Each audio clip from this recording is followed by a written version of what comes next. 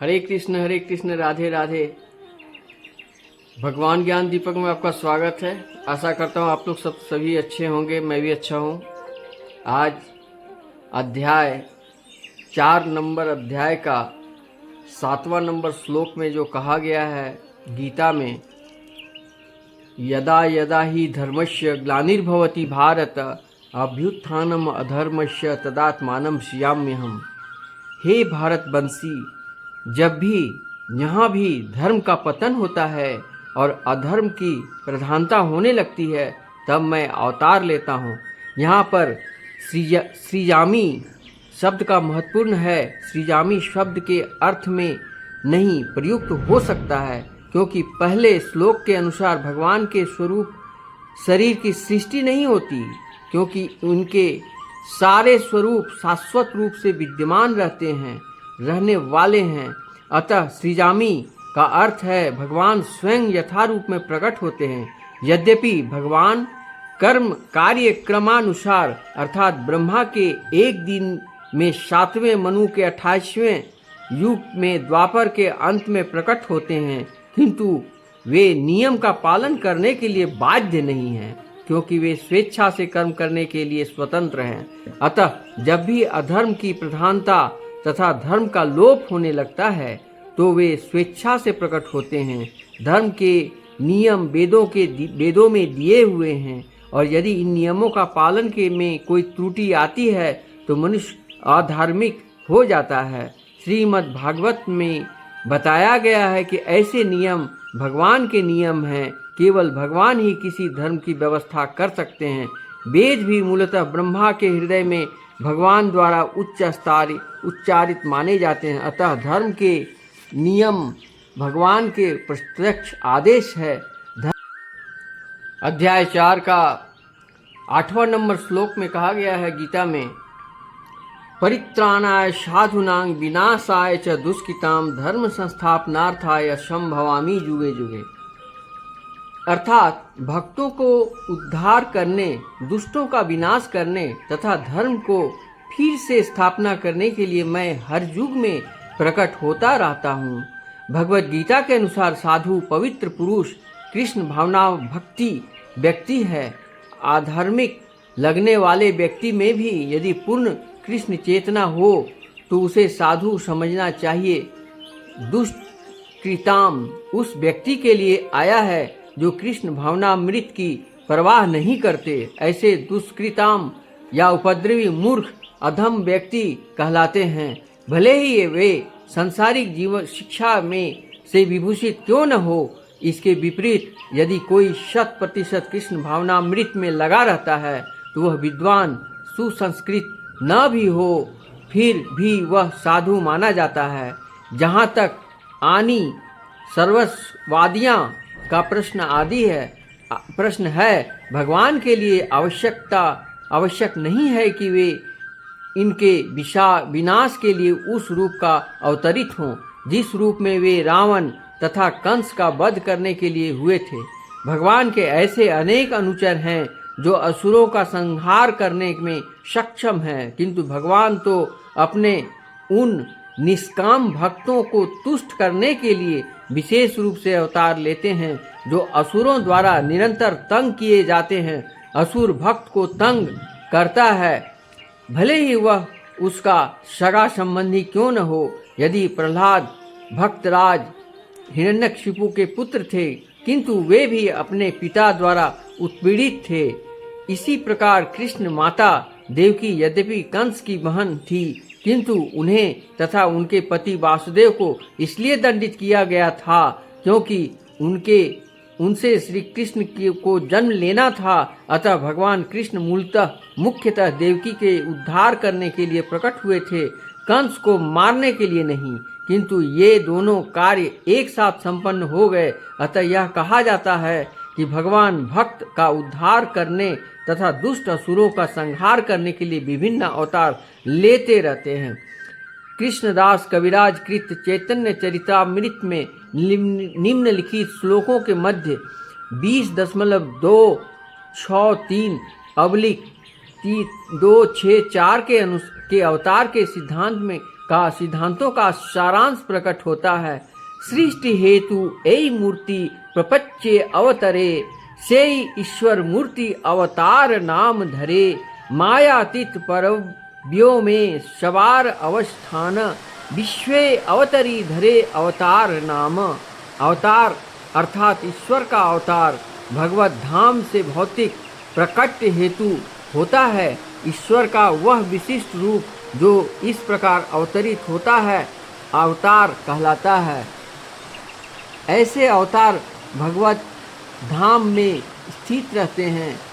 जब वे भौतिक सृष्टि में उतरते हैं तो उसे उन्हें अवतार कहा जाता है। अवतार कई तरह के होते हैं तथा पुरुषावतार, गुणावतार, लीलावतार, शुक्त्यावेश अवतार, मन्वंतर अवतार तथा युगावतार, इन सबका इस ब्रह्मांड में क्रमानुसार अवतरण होता है।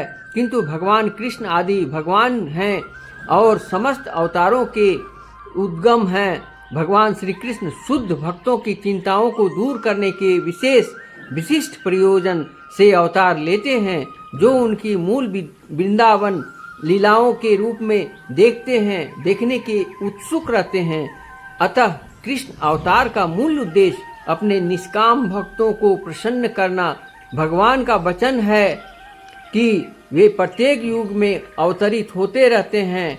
इससे सूचित होता है कि कलयुग में भी अवतार लेते हैं। जैसे श्रीमद् भागवत में कहा गया है कि कलयुग के अवतार भगवान चैतन्य महाप्रभु हैं, जिन्होंने संकीर्तन आंदोलन के द्वारा कृष्ण पूजा का प्रसार किया और पूरे भारत में कृष्ण भावनामृत का विस्तार किया।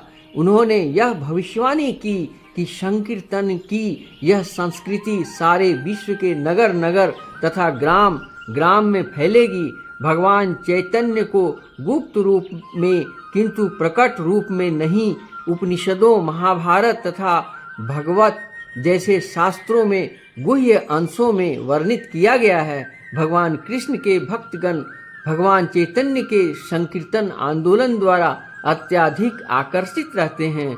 भगवान का यह अवतार दुष्टों का विनाश नहीं करता, अपितु अपनी अहेतुक की कृपा से उनका उद्धार करता है। कहा गया है अध्याय 4 का 9 नंबर श्लोक में स्पष्ट रूप से भगवान कहते हैं, जन्म कर्म च में दिव्यमेव यो विति तत्वतः त्वत्प्यक्त्वा देहं पुनर्जन्म नैति मामेति सो अर्जुनम। अर्थात हे अर्जुन, जो मेरे आविर्भाव तथा कर्मों की दिव्य प्रकृति को जानता है, वह इस शरीर को छोड़ने पर इस भौतिक संसार में पुनः जन्म नहीं लेता, अपितु मेरे सनातन धाम को प्राप्त होता है। तात्पर्य 6ठे श्लोक में भगवान दिव्य धाम में से उनके अवतरण की व्याख्या हो चुकी है। जो मनुष्य भगवान के आविर्भाव के सत्य को समझ लेता है, वह इस भव बंधन से मुक्त हो जाता है और शरीर को छोड़ते ही वह तुरंत भगवान के धाम को लौट जाता है। भव बंधन से जीव की ऐसी मुक्ति सरल नहीं है। निर्विशेषवादी तथा योगी जन पर्याप्त कष्ट तथा अनेकानेक जन्मों के बाद ही मुक्ति प्राप्त कर पाते हैं। इतने पर भी उन्हें जो मुक्ति भगवान की निराकार ब्रह्म ज्योति में तादात्म्यम प्राप्त करने के रूप में मिलती है, वह आंशिक होती है और इस भौतिक संसार में लौट आने का भय बना रहता है। किंतु भगवान के शरीर की दिव्य प्रकृति तथा उनके कार्यकलापों को समझने मात्र से भक्त इस शरीर का अंत होने पर भगवत धाम को प्राप्त करता है और उसे इस संसार में लौट आने का भय नहीं रहता। ब्रह्म संहिता में 5.33 में यह बताया गया है कि भगवान के अनेक रूप तथा अवतार हैं। अद्वैतमच्युत यद्यपि भगवान के अनेक दिव्य रूप हैं, किंतु फिर भी वे अद्वय भगवान हैं। इस तथ्य को विश्वास पूर्वक समझना चाहिए। यद्यपि यह सांसारिक विद्वानों द्वारा ज्ञान योगियों के लिए अगम्य है, जैसा कि वेदों में कहा गया है, एको देवो नित्य लीला नूरक्तो भक्त व्यापी हृदयरात्मा। एक भगवान अपने निष्काम भक्तों के साथ अनेकानेक दिव्य रूपों से सदैव संबंधित हैं। इस वेद वचन की स्वयं भगवान ने गीता के इस श्लोक में पुष्टि की है। जो इस सत्य को वेद तथा भगवान के प्रमाण के अवतार पर स्वीकार करता है और शुष्क चिंतन में समय नहीं गंवाता, वह मुक्ति की चरम सिद्धि प्राप्त करता है। इस सत्य को श्रद्धा पूर्वक स्वीकार करने से मनुष्य निश्चित रूप से मुक्ति लाभ कर सकता है। इस प्रसंग में वैदिक वाक्य तत्वमसि लागू होता है। जो कोई भगवान कृष्ण को परम ब्रह्म करके जानता है, यह उनसे यह कहता है कि आप वही परम ब्रह्म श्री कृष्ण हैं, वह निश्चित रूप से अविलंब मुक्त हो जाता है। फलस्वरूप उसे भगवान की दिव्य संगति की प्राप्ति निश्चित हो जाती है। दूसरे शब्दों में श्रद्धालु भक्त सिद्धि प्राप्त करता है। इसकी पुष्टि निम्नलिखित वेद वचन से होती है। तमेव विदित्वाति मृत्योमेति नान्यः पंथा विद्यते अन्याय। श्री कृष्ण को जान लेने से ही मनुष्य जन्म तथा मनुष्य मृत्यु से मुक्ति को पूर्ण अवस्था प्राप्त करता है। इस सिद्धि को प्राप्त करने का कोई अन्य विकल्प नहीं है। श्वेताश्वत उपनिषद 3.8 में इसका कोई विकल्प नहीं है का अर्थ यही है कि जो कृष्ण को भगवान के रूप में नहीं मानता, वह अवश्य ही तमोगुणी है और मधुपात्र को केवल बाहर से चाट कर या भगवत गीता की विद्वता पूर्ण सांसारिक विवेचना करके मोक्ष प्राप्त नहीं कर सकता। ऐसे शुष्क दार्शनिक भौतिक जगत में महत्वपूर्ण भूमिका निभाने वाले हो सकते हैं, किंतु वे मुक्ति के अधिकारी नहीं होते। ऐसे अभिमानी सांसारी विद्वानों को भगवत की अहेतुक की कृपा की प्रतीक्षा करनी पड़ती है। अतः मनुष्य को चाहिए कि श्रद्धा तथा ज्ञान के साथ कृष्ण भावनामृत का अनुशीलन करें और सिद्धि प्राप्त करें। यही उपाय है।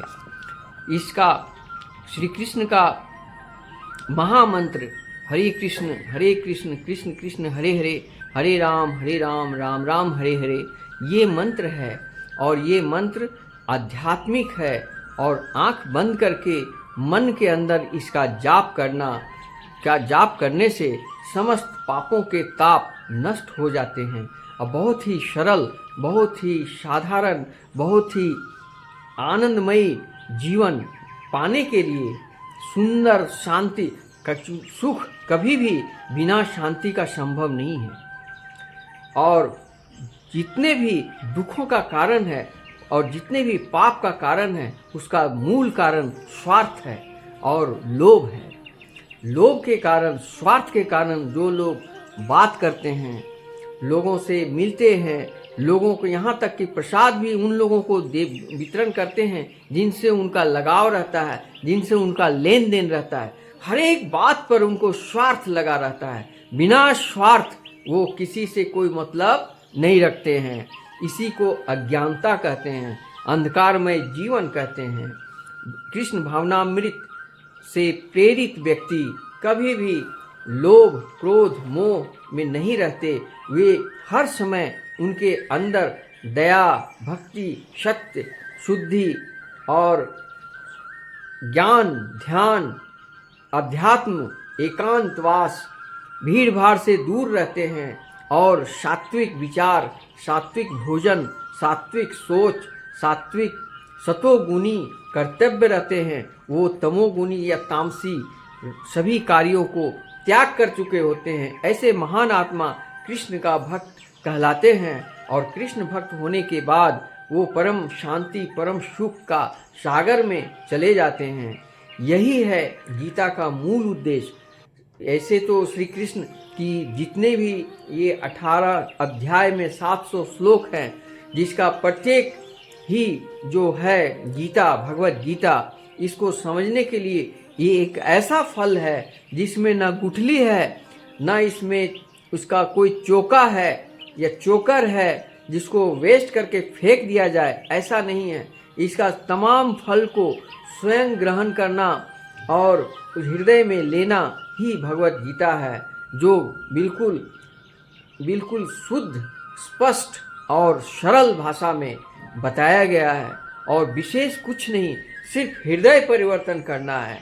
जिस दिन आपके हृदय में स्वार्थ, लोभ, अहंकार और जिसको कहते हैं आलस्यता, तामसी लक्षण, पाप आचरण सब दूर हो जाएगी, सब चले जाएंगे और उसके स्थान पर भक्ति, श्रद्धा, सत्य, दान, धर्म, विश्वास, भगवत ज्ञान आने लगेंगे।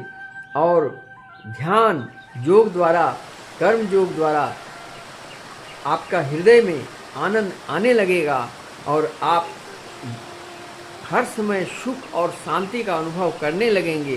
सारे दुखों का कारण, मन के भ्रम के कारण, मन में जो अंधकार है उसको हटाने के कारण जब उजाला में इंसान आता है तो उसे परम आनंद का लाभ होता है।